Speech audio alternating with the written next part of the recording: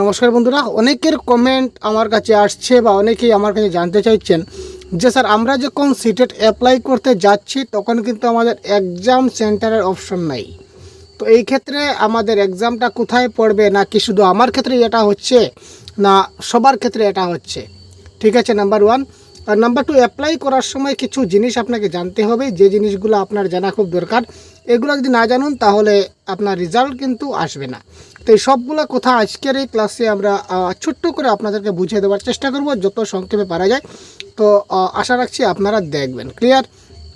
তো প্রথমে আমি বলে রাখি যে এক্সাম সেন্টার নিয়ে যেটা আমাদের ডাউট, সেটা কিন্তু শুধু আপনার ক্ষেত্রে নয়, সেটা একদম অল ওভার ইন্ডিয়াতে সিস্টেমেই কিন্তু সেরকম হয়েছে। আপনার ঘাবড়ানোর দরকার নেই, সেটা মানে এজ এ ওভারঅল সিস্টেমেই কিন্তু সেরকম করা হয়েছে। তো এই ক্ষেত্রে দুটো অপশন হতে পারে, এই ক্ষেত্রে দুটা কন্ডিশন হতে পারে। এক্সাম সেন্টারের ক্ষেত্রে দুটা এক্সাম সেন্টার যেহেতু আপনার এখানে নাই, তো তার পরিপ্রেক্ষিতে দুটো সেন্টার হতে পারে। তো এই যে র্যান্ডমটা হওয়ার কিন্তু সবচেয়ে চান্স বেশি রয়েছে। জানি না কী হবে, কিন্তু আমার লাগছে যে র্যান্ডমটা হওয়ার চান্স খুব বেশি রয়েছে। তার মানে যে আপনি যে অ্যাপ্লাইটা করেন, আপনি অ্যাপ্লাই করার সময় আপনার তো অ্যাড্রেস দেবেন যে আপনি কোথাকার লোক। আপনার অ্যাড্রেস যেটা দেবেন, তো আপনার অ্যাড্রেসের অ্যাকর্ডিংলি যে আপনি যেহেতু ধরে নিন আপনি অ্যাড্রেস দিলেন গোয়ালপাড়া, এস ফর এক্সাম্পল আপনি অ্যাড্রেস দিলেন গোয়ালপাড়া। তো সেই গোয়ালপাড়ার আশেপাশে কোন সেন্টারটা রয়েছে, ওই সেন্টারে আপনাকে ডেপুট করা হবে যে আপনি ওই সেন্টারে যাবেন। আপনার নিয়ারেস্ট যেটা এক্সাম সেন্টার থাকবে এখানে আপনাকে দেওয়া হবে। তারপর কথা হচ্ছে, যদি এটা হয় তাহলে কিন্তু আপনাকে খুব তাড়াতাড়ি অ্যাপ্লাইটা করে নিতে হবে। কারণ যদি আপনি অ্যাপ্লাই করতে যদি দেরি করেন, আর এই আপনার নিয়ারেস্ট যে এক্সাম সেন্টার আছে এখানে যে একটা সিট ক্যাপাসিটি আছে, এটা যদি ফুল হয়ে যায় তাহলে কিন্তু আপনাকে এই সেন্টারের জায়গা দেওয়া হবে না, আপনাকে দূরে পাঠিয়ে দেওয়া হবে। তো তার মানে যদি র্যান্ডমলি করা হয়, আমার লাগছে র্যান্ডমলি করা হবে, যদি র্যান্ডমলি করা হয় তাহলে কিন্তু আপনি খুব তাড়াতাড়ি অ্যাপ্লাইটা করে নিন। খুব তাড়াতাড়ি, যত তাড়াতাড়ি অ্যাপ্লাই করবেন তত আপনি আপনার এক্সাম সেন্টারটা আপনার মানে কাছে পাবেন, নিকটবর্তী শহরে আপনি পেয়ে যাবেন। আপনার অ্যাড্রেস রিগার্ডিং অ্যাড্রেস অনুযায়ী আপনার যে সামনে যেটা পড়বে এখানে আপনি পেয়ে যাবেন, নাম্বার ওয়ান। নাম্বার টু, আরেকটা অপশন আসতে পারে যে আফটার অ্যাপ্লাইটা শেষ হওয়ার পর 2 দিন কিংবা 3 দিনের জন্য হয়তো আবার একটা অপশন দেওয়া হতে পারে অফিসিয়াল ওয়েবসাইটে, এডিট অপশন। যে একটা এডিট অপশন দেওয়া হতে পারে, যে এডিট অপশনে আপনারা আপনাদের সেন্টারটা চুজ করতে পারবেন। ঠিক আছে, এরকম অনেক এক্সামে হয়, আমি দেখেছি। সিটেটে হবে কি না হবে না জানি না, এই ধরনের আগে হয়নি আদৌ, কিন্তু অন্যান্য যে সকল এক্সাম হয়েছিল কম্পিটিটিভ এক্সাম, এখানে প্রথমে অ্যাপ্লাই করা হয়েছিল, তারপর কিন্তু আবার অ্যাপ্লাইটা শেষ হওয়ার পর 2 দিন কিংবা 3 দিনের জন্য অপশনগুলো অন করে দেওয়া হয়েছিল, এডিট অপশন, যে এখানে আপনারা এক্সাম সেন্টারটা ক্লিক করতে পারবেন। তো এই ধরনের দেওয়া হবে কি না জানি না, যদি হয় তাহলে তো খুব ভালো, আপনারা নিজের মতো করে এক্সাম সেন্টার চুজ করতে পারবেন। আর যদি না হয় তাহলে র্যান্ডমলি হয়ে যাবে, এই ক্ষেত্রে কোনো টেনশনের কোনো ব্যাপার নেই। আপনাকে নিকটবর্তী যেটা এক্সাম সেন্টার আছে ওখানে দেওয়া হবে। তো আপনাকে কিন্তু তাড়াতাড়ি অ্যাপ্লাই করতে হবে, যত তাড়াতাড়ি অ্যাপ্লাই করবেন তত আপনি নিকটবর্তী সেন্টারে পড়ে যাবেন। আর যদি আপনি অ্যাপ্লাই করতে দেরি করেন তাহলে কিন্তু আপনি যদি সেন্টারটা আপনার নিকটবর্তী সেন্টারটা যদি ফুল হয়ে যায় তখন কিন্তু আপনাকে দূরে পাঠিয়ে দেওয়া হবে। তাই খুব তাড়াতাড়ি আপনি অ্যাপ্লাইটা করে নিন, ঠিক আছে? তো এবার যে জিনিসটা আমাকে জানতে হবে, যে প্রথমবার যদি আপনি সিটেট দিয়ে থাকেন, এটা হচ্ছে প্রথমবার যারা সিটেট দিচ্ছেন তাদের জন্য এই কথাটা মূলত। যারা অলরেডি সিটেট দিয়েছেন আপনারা জানেন যে ল্যাঙ্গুয়েজ সিলেক্টের ক্ষেত্রে কিন্তু আপনারা ভুল করবেন না, নাম্বার ওয়ান। আর নাম্বার টু, যখন আপনারা যে জিনিসটা আমি বলতেছিলাম মূল কথা, যখন আপনারা অ্যাপ্লাই করতে যাবেন তখন আপনি নিজে যাবেন, আপনার বাবা কিংবা ভাই কিংবা যারা কম্পিউটার অ্যাপ্লাই করে তাদের উপর ভরসা করবেন না, আপনি নিজে যাবেন। কারণ কথাটা হচ্ছে, আমি বলে দিচ্ছি এই কারণে যে গত লাস্ট যে সিটেট পরীক্ষা হয়েছিল তার পরবর্তী সময়ে যখন অ্যাপ্লাই করার পর আমাকে অনেকে প্রায় বেশ কয়েকজন আমাকে মেসেজ করেছে বা ফোন করেছে যে স্যার আমার নামটা ভুল হয়ে প্রিন্ট এসে গেছে, আমার বাবার নামটা একটা স্পেলিংয়ে একটু গন্ডগোল হয়ে গেছে, বা আমার বাবার টাইটেলে একটু গন্ডগোল হয়ে গেছে, এবার কি করবো স্যার? দেখুন, এই জিনিসটা কিন্তু রিকভারি করার কোনো অপশন নাই, এবং রিকভারি করতেও কিন্তু অনেক কষ্ট হয়।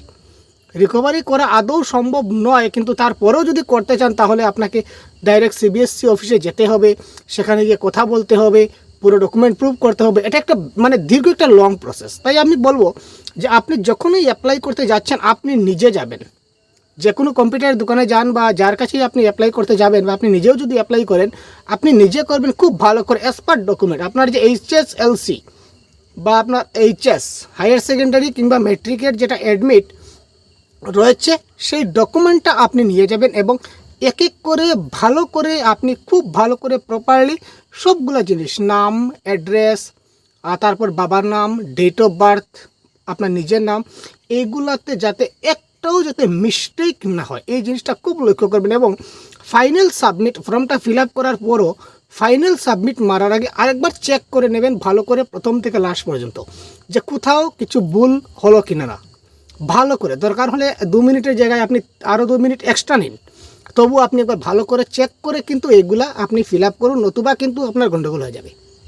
আপনি সিটেট কোয়ালিফাইও করবেন, আপনি প্রিপারেশন নেবেন, ভালো করে পড়াশোনা করবেন, তারপরে সার্টিফিকেট যদি আপনার ভুল চলে আসে, যদি স্পেলিং মিস্টেক হয়, তাহলে কিন্তু এই সার্টিফিকেট দিয়ে আপনার চাকরি হবে না, ইটস নট কনফার্ম। ঠিক আছে, তো এই অ্যাপ্লাই করার সময় আপনি নিজে যাবেন এবং নিজে বারবার ভেরিফাই করবেন এবং দেখবেন যাতে করে কোথাও ভুল না হয়। আর ল্যাঙ্গুয়েজ 1 এবং ল্যাঙ্গুয়েজ 2 সিলেক্ট করার সময় খুব ভালো করে জিনিসগুলো মাথায় রাখবেন।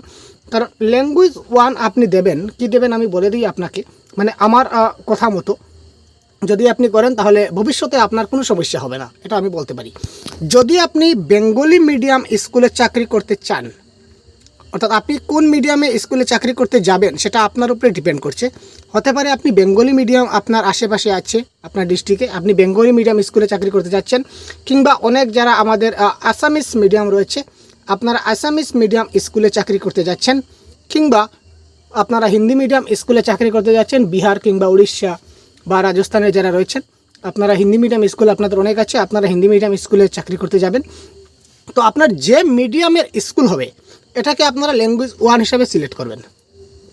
যদি বেঙ্গলি মিডিয়াম স্কুলে চাকরি করতে চান, যেমন ধরুন আমাদের বরাক ভ্যালি রয়েছে, কিংবা ওয়েস্ট বেঙ্গল রয়েছে, কিংবা আপার আসাম, কিংবা ত্রিপুরা, যে যে জায়গায় মানে বেঙ্গলি মিডিয়াম স্কুলগুলো অনেক রয়েছে যেখানে আপনারা অ্যাপ্লাই করবেন বলে ভেবে নিয়েছেন, সেই ক্ষেত্রে আপনারা ল্যাঙ্গুয়েজ 1টাকে আপনারা বেঙ্গলি নেবেন।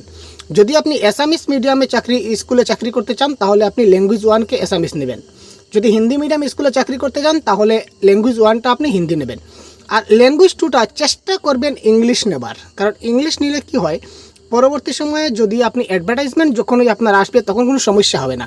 এবার কথা হচ্ছে স্যার আমি সেকেন্ড ল্যাঙ্গুয়েজটা ইংলিশ না নিয়ে আমি কিন্তু অন্য ভাষা নিতে চাই, আপনি নিতে পারবেন, অসুবিধা নেই, আপনি সিটেট কোয়ালিফাই করবেন তাতেও কোনো সমস্যা নেই।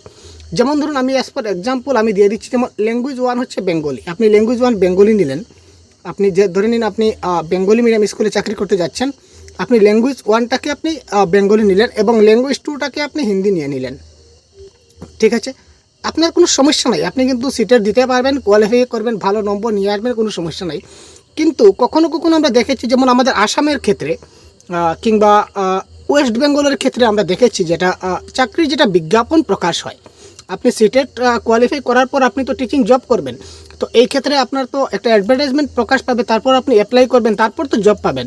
তো এই যে জবের যেটা অ্যাডভার্টাইজমেন্ট যেটা প্রকাশ হয় সেখানে কিন্তু কোনো অ্যাডভার্টাইজমেন্টে ক্লিয়ারলি মেনশন থাকে যে English as a second language হিসাবে আপনার থাকাটা বাধ্যতামূলক।